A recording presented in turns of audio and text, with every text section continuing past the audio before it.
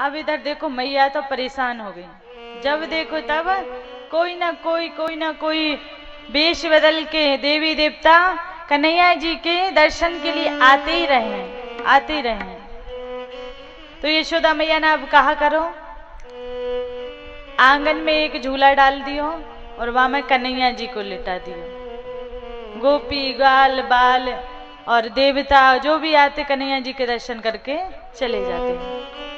अब इधर कंस को इस बात का पता चल गया था कि मेरे काल ने कहीं जन्म ले लिया है, तो उसने पूतना को भेजा है, जाओ और जाकर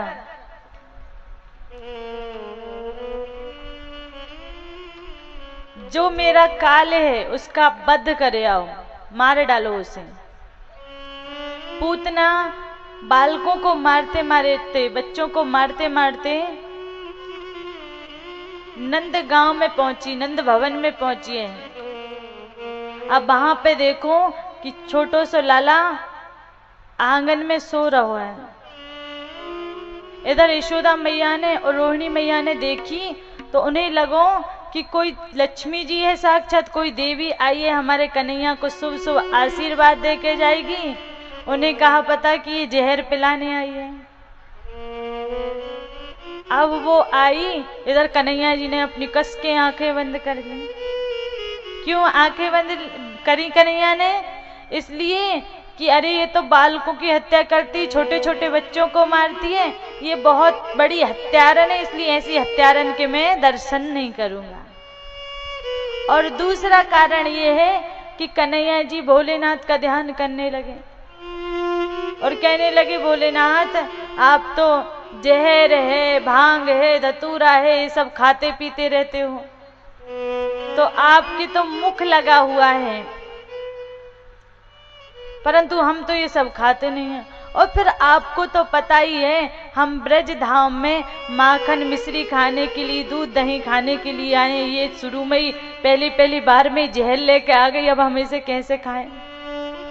तो इसलिए हे भोलेनाथ आ जाइए, क्योंकि आपने तो जब समुद्र मंथन हुआ था उस समय आपने कालकूट विष को पी लिया था और आपका कुछ नहीं हुआ था, तो फिर इस जहर को भी आप पी सकते हैं।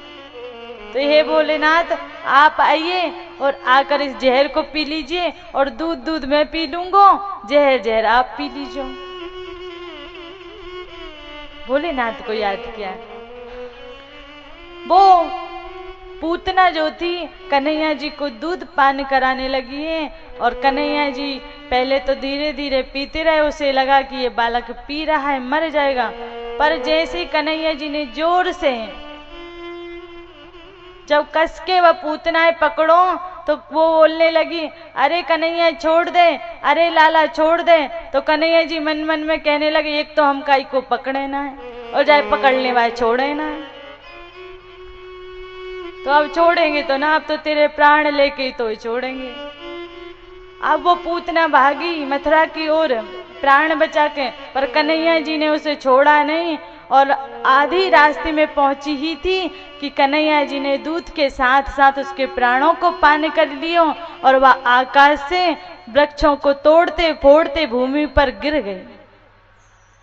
पूतना को वध हो गया। बालकों को, ग्वाल बालों को, सब ब्रजवासियों को पता चला है कि एक राक्षसी ने कन्हैया को उठा लिया है। सब भागे भागे गए हैं और जाकर वह पूतना की छाती पे खेले रहे बाल कृष्ण भगवान को उठाकर लाए हैं। और देखो ब्रजवासियों की कैसी भावना है, कैसी श्रद्धा है गौ माता में, कि कन्हैया जी को जब लाए तो गोमूत्र को लिया, गोबर को लिया, और मैया गोबर को रगड़ती है, गोमूत्र को डालती है और कन्हैया जी को स्नान करा रही है। क्यों? क्योंकि अरे राक्षसी से स्पर्श हुआ है, इससे मेरा लाला जो है, मेरा कन्हैया जो है वो अपवित्र हो गया है, तो इसे पवित्र कर दूं। गो पूंछ को पकड़ के झाड़ा लगा रही है, मेरे कन्हैया की नजर उतार दूं। ऐसी भावना। वो ब्रजवासी किसी तीर्थ को नहीं मानते, किसी देव को नहीं मानते, वो तो उनके नारायण भगवान को मानते हैं, और गौ माता में ही सारे तीर्थों को देखते हैं।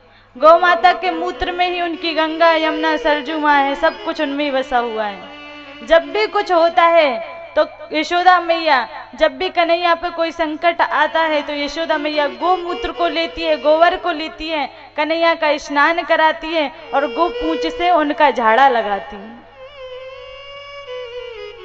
ऐसी श्रद्धा, ऐसा भाव गौ माता में, सब कुछ गौ माता में देखते हैं।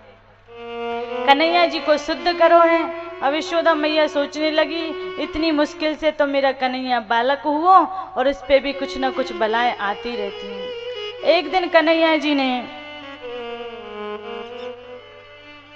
करौटा बदला तो कहते हैं कि और उन्होंने प्लेट ली तो यशोदा मैया ने देख लिया कि मेरो लाला अपने आप लुढ़कने लग गया है, गोल गोल।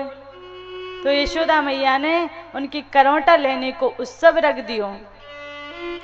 जब उत्सव रखो तो सारे ब्रजवासी आए। अब कन्हैया ने सोची सब मुझसे प्रेम करेंगे, सब मुझसे बात करेंगे, मुँह से बतराएंगे। अब वो तो आए और कन्हैया जी को तो छकरा के नीचे सुला दियो। कोई कन्हैया जी को देखे नहीं, यशोदा मैया के पास आए और बातें करने लगे। कन्हैया जी ने सोची ये कोई मेरे से बात ही नहीं कर रहा, सब अपने आपस में ही लगे हुए हैं। मैं कैसी लग रही हूँ, मेरी मेहंदी कैसी लग रही, मेरी टिक्की कैसी लग रही, मेरी पगड़ी कैसी लग रही, मेरा पैंट कैसे लग रहा है, आपस में ही बतराए जा रहे हैं। तो कन्हैया जी ने उन सब ब्रजवासियों को ध्यान अपनी ओर करने के लिए छकड़ा में एक लात मारी। तो जो गाड़ी थी, कहते हैं बैलगाड़ी जो होती है उसको छकड़ा बोलते हैं ब्रज में, तो छकड़ा इतने ऊपर गयो, इतने ऊपर गयो कि चींटी के समान दिखने लगो। और जब चींटी के समान दिखने लगो तो वहां से जब वापस आए तो वहां में जितने भी मटका रखे हुए थे, मटके रखे हुए थे, कलसा रखे हुए थे, सारे फूट फाट गए, छकड़ा टूट फूट गया। और वहां में एक असुर बैठो तो छक्कासुर नाम को, वह छक्कासुर नाम के असुर को वध हो गया।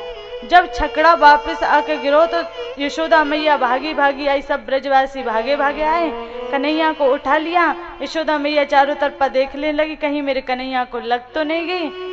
अब कन्हैया जी सोच रहे हैं अब कैसे, सब देख रही हैं मोए, अब सारे ब्रजवासी मोए देख रहे हैं। इतनी देर से रो रहा हो तो जब कोई ना देख रहा तो, इतनी देर से अगर देख लेते